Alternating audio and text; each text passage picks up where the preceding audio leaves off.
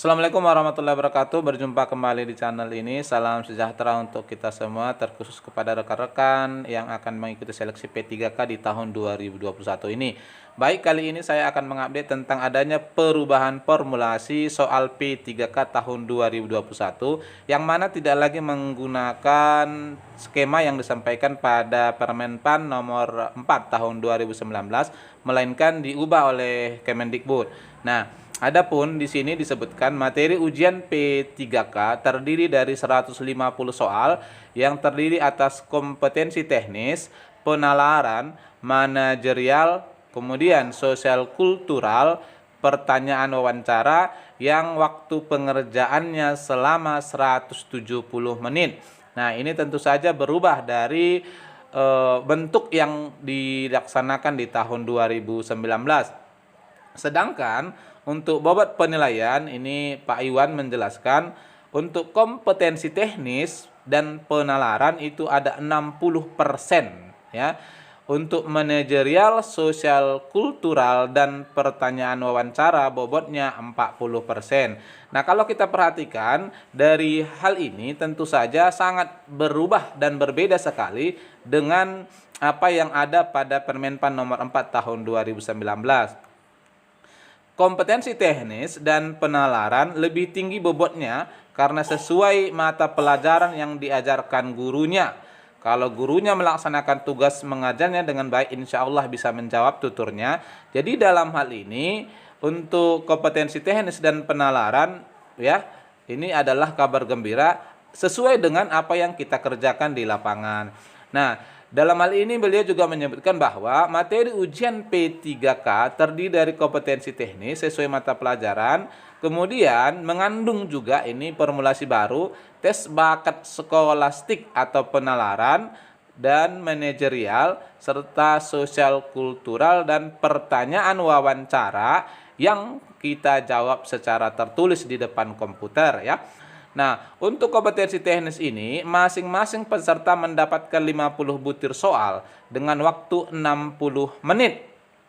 Lalu, setelah itu tes penalaran 40 butir soal waktu 60 menit. Dalam hal ini, 90 soal ini kita kerjakan selama 2 jam. Setelah itu dilanjutkan dengan tes manajerial 30 soal dengan waktu 25 menit. Ya, sekitar hampir 1 menit satu soal. Kemudian sosial kultural 20 butir soal dikerjakan selama 15 menit dan pertanyaan wawancara 10 soal dengan waktu 10 menit. Nah, kalau begitu Bapak Ibu sekalian, maka kita perlu memahami bahwa pertama, soal-soal yang ada dikeluarkan di tahun 2019 bukanlah jaminan di tahun 2021 ini akan bentuknya disamakan. Itu yang pertama yang perlu kita evaluasi. Lalu yang kedua, dari segi capaian nilai ambang batas dengan adanya perubahan yang baru saja disampaikan ini, maka kita berkesimpulan bahwa akan ada perubahan terhadap nilai ambang batas yang menyatakan kelulusan seorang peserta P3K di tahun 2021 ini. Kalau sebelumnya berdasarkan Permenpan tahun 2019 dan itu dilaksanakan pada tahun 2019 sebagai syarat kelulusan peserta, disebutkan bahwa minimal untuk teknisnya itu adalah 42. Nah, dengan adanya perubahan seperti ini, maka Bapak Ibu sekalian tentu saja berubah secara total dari apa yang kita bahas sebelumnya. Barangkali Bapak Ibu sekalian masih ingat pada video yang saya sampaikan tentang pernyataan atau tentang perhatian dan catatan penting seleksi P3K. Dalam video ini kemarin kita bahas bahwa akan ada revisi yang disampaikan oleh Kemendikbud, baik itu terkait dengan kesulitan terhadap soalnya maupun terhadap jumlah soalnya. Nah, ternyata Bapak Ibu sekalian, apa yang kita duga di awal ini benar adanya, sehingga kalaupun ada soal-soal yang Bapak Ibu dapatkan berdasarkan rekomendasi dari rekan-rekan kita atau soal-soal yang ada pada rekan-rekan kita yang ikut seleksi tahun 2019 kemarin bukanlah menjadi sebuah jaminan soalnya di tahun 2021 ini sama. Itu yang pertama. Lalu yang kedua adalah muatan materi serta alokasi waktu yang diberikan berdasarkan apa yang kita bahas di depan tadi jelas memang berbeda jauh, sehingga kita tentunya perlu berhati-hati sekaligus juga mempersiapkan diri dengan sebaik-baiknya terhadap keluasan. Jadi kalau dalam hal ini saya merekomendasikan topik-topik penting yang mungkin sebelum ini belum pernah Bapak Ibu lihat ya, terkait dengan apa yang disampaikan tadi, yakni berhubungan dengan kegiatan mengajar kita di sekolah, ada baiknya agar diperhatikan dan dibuka kembali.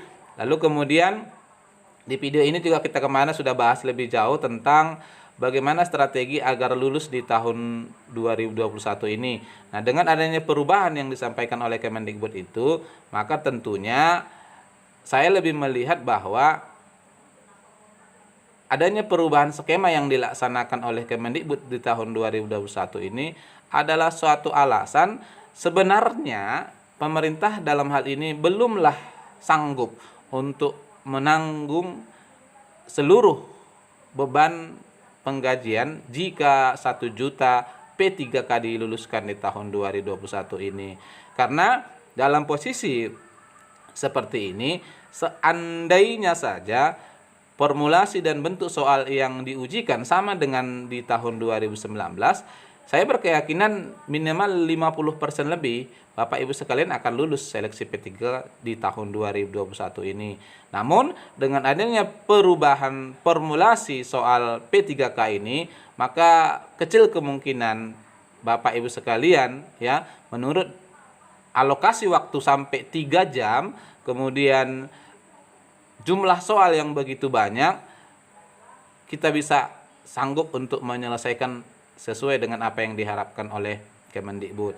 Sehingga pernyataan Kemendikbud terkait bahwa jika di tahun 2021 ini seleksi yang ikut P3K ini yang lulus hanya 100.000 orang, maka 100.000 orang yang dinyatakan lulus. Kalau 200.000 orang yang mencapai nilai ambang batas, maka 200.000 orang yang diangkat.